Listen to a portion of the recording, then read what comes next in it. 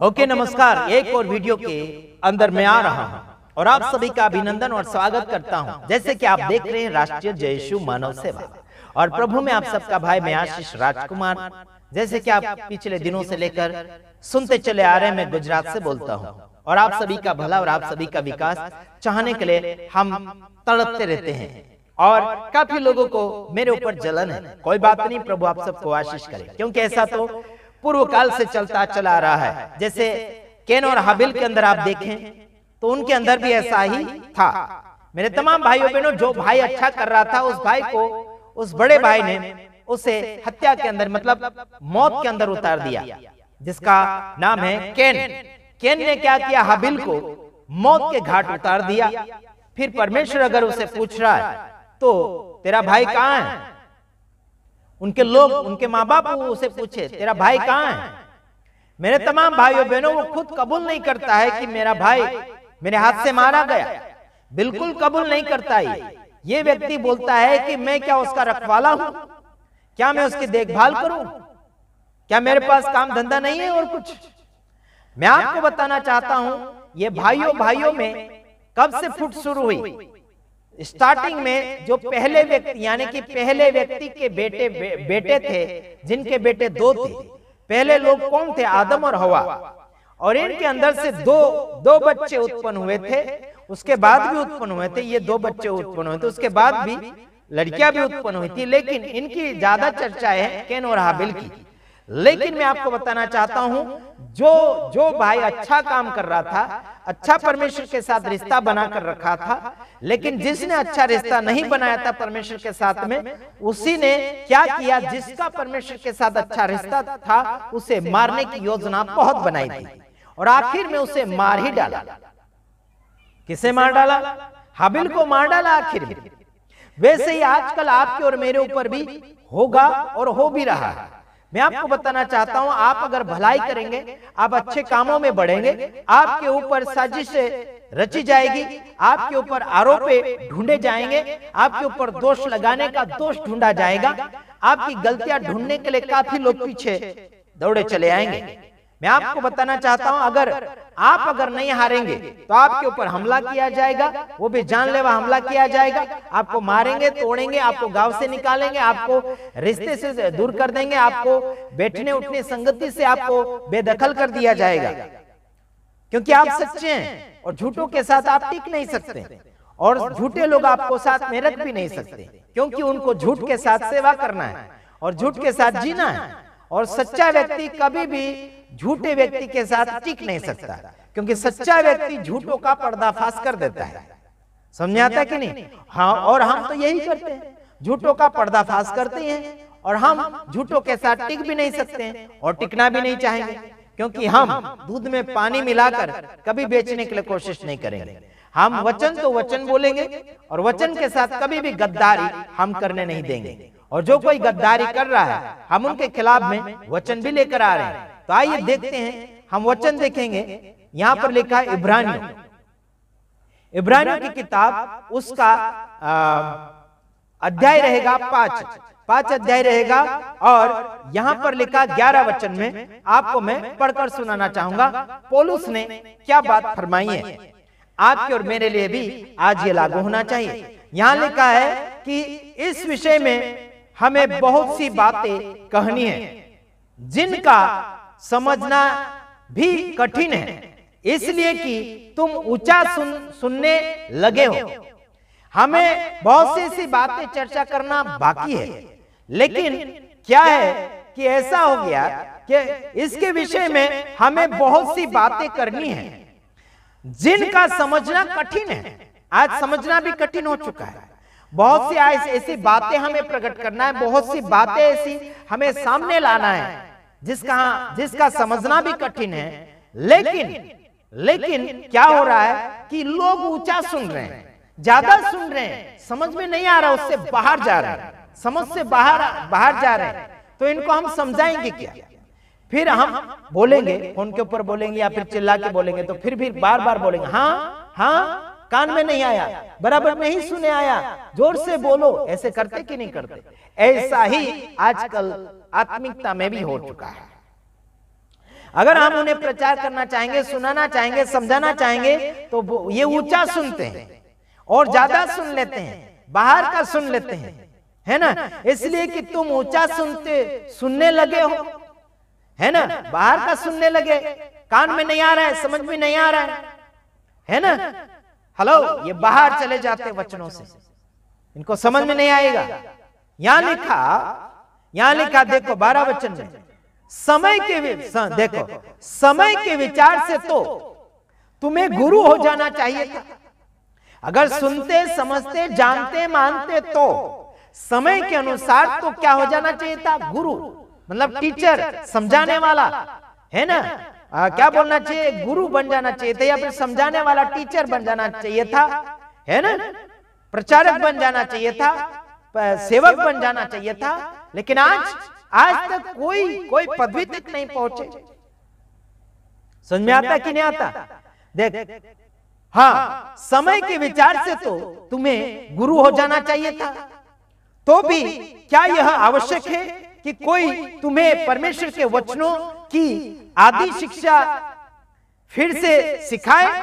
और ऐसे हो गए हो कि तुम्हें अन्न के बदले अब तक दूध ही चाहिए। क्या कहा गया? देखो, हेलो, क्या समझ में आ रहा है आप लोगों को कि कोई परमेश्वर के वचनों की आदि शिक्षा फिर से सिखाए? फिर से सिखाना पड़ेगा क्या? जो पहले हो चुका वो समझ लिया ना, फिर से सिखाना पड़ेगा क्या? अरे समझ से पहले तो तुम्हें, अभी तक तो तुम्हें क्या करना चाहिए था? अरे टीचर बन जाना चाहिए था, सेवक बन जाना चाहिए था, प्रचारक बन जाना चाहिए था। कितने सालों साल बीत गए सेवा में, कितने सालों साल चर्च में बैठे हुए, एक ही जगह बैठे हुए। कब प्रचार करेंगे, कब आराधना करेंगे, कब उल्लेख करेंगे, कब सच्ची बात बताएंगे? बस विद्यार्थी बनकर बैठे रहने का सोचते हो। स्कूल में बच्चा जाता है, अगली क्लास में 1 साल के बाद जाता है, वो क्लास पास करते चला जाता है। क्या आप एक ही जगह बैठे रहोगे? क्या आगे नहीं बढ़ोगे? बस आधी शिक्षा में ही रहोगे? याद दिलाना पड़ेगा आपको कि पहले आप क्या थे, अभी क्या है। हाँ जी, हाँ, कि कोई तुम्हें परमेश्वर के वचनों की आदि शिक्षा फिर से सिखाए, और ऐसे हो गए हो कि तुम्हें अन्न के बदले अब तक दूध चाहिए। अभी तक दूध चाहिए, अभी तक नरम चाहिए, अभी तक कड़क नहीं चाहिए, अभी बस नरम चाहिए। कभी कड़क नहीं चाहिए, कभी कड़वा नहीं चाहिए, बस इनको नरम चाहिए। अगर कड़क बोल दोगे तो आपके ऊपर हमला करेंगे, आपको बुरा भला कहेंगे, आपको नीचे गिराएंगे, आपको निकाल देंगे, समाज से, गांव से, संगति से निकाल देंगे। सच्चाई अगर बोलने जाओगे तो मेरे तमाम भाई बहन, हो रहा है ऐसा। दूध पीने वाले मसीह लोग, कैसे लोग? दूध पीने वाले, बस इनको नरम चाहिए, चबाने के वस्तु नहीं चाहिए, इनको कड़क नहीं चाहिए, नरम चाहिए, दूध चाहिए इनको हमेशा। अरे बच्चा 2 साल या 3 साल के बाद दूध छोड़ना चाहिए, लेकिन है ना, माँ तो दूध पिलाते रहेगी, फिर बेटा पी ले, बेटा पी ले। ये उदाहरण समझा रहा हूं। वैसे आजकल ऐसे ही हो रहा है कलीसिया में। सेवक विश्वासी को, बुढ़ा विश्वासी हो जाएगा तो भी उसको विश्वासी के जगह ही रखेगा, उसे कोई आगे नहीं मौका दे रहे, और ना ही गीत गाने के लिए, ना ही प्रचार करने के लिए, ना ही प्रार्थना के लिए मौका दिया जा रहा है। दूध पिला रहे बस। आजकल सेवक सेविका भी दूध पीने वाले बन चुके हैं, उनको भी कड़क समाचार नहीं चाहिए, कोई कड़क समाचार नहीं चाहिए। अगर कोई कड़क बोल दे तो उनके ऊपर उंगली उठाएंगे, है ना। मध्य प्रदेश के अंदर या फिर छत्तीसगढ़ के अंदर इतने लोगों ने चर्च तोड़ डाले, कई लोगों के घरे जला दिए, दाने, उनके गेहूं दाना जला दिया। क्या कभी उनके लिए हेल्प करने के लिए सोचा? नहीं सोचेंगे। लेकिन कोई अगर आपके ऊपर उंगली उठा दे तो हाथ उठाने के लिए चलेंगे, मारतोड़ करेंगे, झगड़ा करेंगे, पाप करेंगे, गलतियां करेंगे। सच्चा बोलेगा उससे भागते चले जाएंगे, है ना। आगे सुनो, इनको क्या चाहिए? दूध ही चाहिए। अभी तक सालों साल बीत चुके हैं मसीह सेवा में, मसीह विश्वासी जीवन में सालों साल बीत चुके हैं। इनको अभी तक कड़क नहीं चाहिए, अभी तक कड़वा नहीं चाहिए, अभी तक इनको सहन करने की शक्ति नहीं है ना, परमेश्वर के वचन को लागू करने के पावर नहीं है। हाँ, दूध पीने वाले बच्चे हैं अभी तक। शाणे कब बनेंगे यारो? यहां लिखा देखो 13 वचन में, क्योंकि दूध पीने वाले बच्चे को तो धर्म के वचन की पहचान नहीं होती, क्योंकि वह बालक है। देख, बात समझाने के लिए कहा गई, दूध पीने वाले बच्चों को धर्म के वचन का धार्मिकता क्या है वो उसको मालूम ही नहीं है, पहचान नहीं है उसको, क्योंकि दूध पीने वाला शाणा तो नहीं है। वैसे आजकल दूध पीने वाले बच्चे के समान सालों साल के सेवक बन चुके हैं, सालों साल के विश्वासी बन चुके हैं, दूध पीने वाले बच्चों के समान, जिनको आज तक ज्ञान नहीं है वचनों का, आज तक वचनों का पावर नहीं है, आज तक वचनों की इज्जत करना क्या है वो नहीं समझ रहे। खुद की इज्जत करना चाहेंगे, कपड़ों के ऊपर दाग लग जाएगा तो अच्छा सा साबुन लाएंगे, पाउडर लाएंगे, नहीं दाग निकलेगा तो उस कपड़े को फेंक दिया जाएगा या फिर इस्तेमाल नहीं किया जाएगा, क्योंकि उसके ऊपर दाग लगा है ना। जीवन के ऊपर दाग लगा, उसको नजर नहीं डाल रहे, उसका नजर अंदाजा नहीं कर रहे, उसके ऊपर ध्यान नहीं दे रहे। हेलो, जो बालक सा जीवन हो चुका है आज इंसान के जीवन में, क्योंकि दूध पीने वाले बच्चे को तो धर्म के वचन की पहचान नहीं होती, क्योंकि वह बालक है। अभी आज क्या बन चुके लोग, बालक के रूप में जीवन जी रहे हैं, इज्जत नहीं है, परमेश्वर के वचन का नहीं कर रहे हैं। आगे सुनो, लास्ट वाला वचन बोलकर मैं समाप्ति की ओर जाना चाहूंगा, और जाते जाते आप सभी को इतना भी बोल के जाऊंगा कि कायर मत बनो। हर विषय में लोगों को सही मार्गदर्शन दो, चाहे जान चली जाए, लेकिन हिम्मत मत हारो। सामर्थ की आत्मा मिली है आपको, कायर की आत्मा नहीं मिली। आपको आत्मिक फौज बनाना है, संसारिक फौज नहीं। संसार की फौज की ताकत तुम कुछ ही दिनों तक चलाओगे, उनका खून और मांस जब मुरझा जाएगा ना, तुम उनकी ताकत को भी अपना नहीं बोल सकते। लेकिन परमेश्वर आपको हमेशा तक अच्छा रखेगा। उस ताकत को मानो। संसार की ताकत आपकी बॉडी और मसल के ऊपर, आपकी सुंदरता और आपका धन दौलत के ऊपर आप कभी घमंड करने के लिए कोशिश मत करना यार, ये सब घटता है यार, ये सब घटता चला जाएगा, लेकिन परमेश्वर का वचन अटल है, अटल। समझ आता कि नहीं आता? चलो अगला वचन बोलकर मैं समाप्ति की ओर जा रहा हूं, तब तक के लिए आपको धीर रखना होगा। आइए देखते 14 वचन। पर अन्न है ना, पर अन्न शाणों के लिए है। अन्न मतलब अच्छा खुराक, कड़क, कड़वा, मजबूत। अन्न जो होता है ना, रोटी होती है, कोई मजबूत खाना होता है, उदाहरण के साथ बात कर रहा हूं, मजबूत खाना होता है, वो शाणे व्यक्ति के लिए होता है, बच्चों के लिए नहीं। बच्चों के लिए तो दूध पिलाया जाता है या फिर नरम चीजें उसको खिलाई जाती है, क्योंकि उसके दांत नहीं होते, है ना। तो शाणों के लिए अन्न होता है ना, जिनके ज्ञान इंद्रिया है ना, ज्ञान इंद्रिय है ना, ज्ञानेंद्रिय है ना, ज्ञान की जो इंद्रिया क्रिया होती है, अभ्यास करते रहते हैं, भले बुरे में भेद करने के लिए पक्के हो, है ना, पक्के हो गए हैं। हालेलुया। जो शाणा व्यक्ति होता है उनको अच्छा भोजन दिया जाता है, समझने वाला, है ना। तो उनकी ज्ञान की इंद्रिया, केंद्रिया, उनकी नस्लें, उनकी समझ शक्तियां क्या होती है कि अभ्यास करता है, समझता है, सोचता है क्या है क्या नहीं। बालक सोचता नहीं यार, कुछ भी कर बैठता है, अगला उसको क्या है पता नहीं, आगे क्या होगा, क्या उसका परिणाम क्या होगा उसको पता नहीं।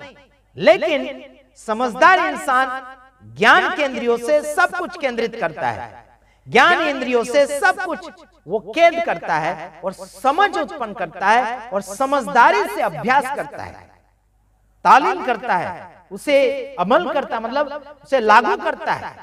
हालेलुया। लेकिन ना समझ व्यक्ति, बच्चे जैसा मन वाला व्यक्ति क्या करता है, वो ना समझ होता है, उसे दूध चाहिए, है ना, मजबूत नहीं चाहिए। यहां लिखा कि पर अन्न शाणों के लिए है, जिनके ज्ञानेंद्रिया अभ्यास करते रहते हैं, भले बुरे में भेद करने के लिए पक्के हो गए हैं। भले बुरे में क्या है, भले बुरे का भेद है ना, प्रकट करने के लिए पक चुके हैं, पक्के हो चुके हैं। लेकिन आज क्या नजर आ रहा है, भले बुरे का ज्ञान प्रकट करने का किसी के अंदर है क्या? आज अगर है तो प्रगति रूप नहीं है तो लागू नहीं कर रहे, है तो इस्तेमाल नहीं कर रहे, बस अपने अपने तक, अपनी अपनी कम्युनिटी तक करते हैं, अपनी अपनी कम्युनिटी को बस ज्ञान बांटते रहेंगे, दूसरों के लिए कवरेज लगाएंगे, दूसरों के लिए बॉर्डर बना देंगे। मेरे लिए भी आज हो गया है, हो रहा है, बॉर्डर लगा दिया गुजरात के अंदर, मेरे ऊपर भी है ना, मेरे ऊपर भी ऐसा किया गया है।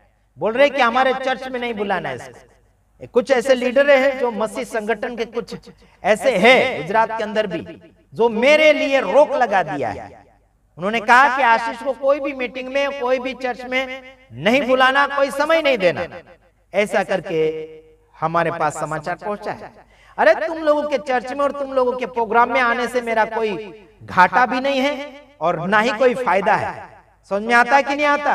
ये तो बस इतना परमेश्वर को धन्यवाद दो कि आप लोगों के लिए सौभाग्य का कारण मैं बनता था कि आप लोगों के संदेश और आप लोगों के वीडियो मैं जगह जगह पहुंचाता था कि तुम लोग और आगे बढ़ो और तुम लोगों की पहचान बढ़े और आप लोगों के प्रचार के द्वारा कई लोग प्रभु के पास आए। यही मेरा इरादा था। लेकिन मुझे क्या पड़ी, मैं तुम लोगों से अच्छा अच्छा समाचार और अच्छा अच्छा प्रचार कर सकता हूं। तुम बड़े बड़े लाखों रुपए खर्चा करके करते हुए तुम प्रचार करोगे ना, हम फ्री में प्रचार कर देंगे, बिना रुपए से प्रचार कर देंगे, है ना, बिना रुपए से प्रचार कर देंगे। तुम इतना लाखों रुपए खर्चा करते हो ना, फिर उसके बावजूद भी परिवर्तन नहीं होते लोग। हम बिना रुपए से प्रचार करेंगे और ऐसे प्रचार करेंगे कि अच्छे अच्छे के मन बदल कर रख देंगे। आने वाले समय में देखना, हम यही करने जा रहे हैं। समझ में आ रहा है कि नहीं आ रहा मेरे तमाम भाइयों बहनों? हम YouTube के ऊपर दिखा देंगे लोगों की गवाहियां सुनाकर कि किसने किसने मेरे संदेश के द्वारा उनके जीवन में परिवर्तन पाया है। आप खुद देख सकते हैं। समझ में आता है कि तुम लाखों रुपए के कन्वेंशन करते, क्रूसेड करते हैं, फिर भी एक चौवानी भर का फर्क नहीं लाते हैं, एक चौवानी भर का फर्क नहीं। कुछ ही दिनों के बाद वही पुराना जीवन दिखाते हैं। ऐसे लोगों को सुअर कहा जाता है, जो निहला देते सुअर को, उसके बाद में फिर कीचड़ में जाकर अपने आप का वो गुण बताती है कि वो कीचड़ में रहने वाली सुअरनी है। तो ध्यान रखिए, मैं आप सभी को डांटता नहीं, आप सभी को उत्साहित करने के लिए सब कुछ बोल रहा हूं। प्रभु आप सबको आशीष करें। हम दूसरे वीडियो में पधारेंगे, तब तक ले हम आपसे विदाई चाहते हैं। God bless you. आमीन।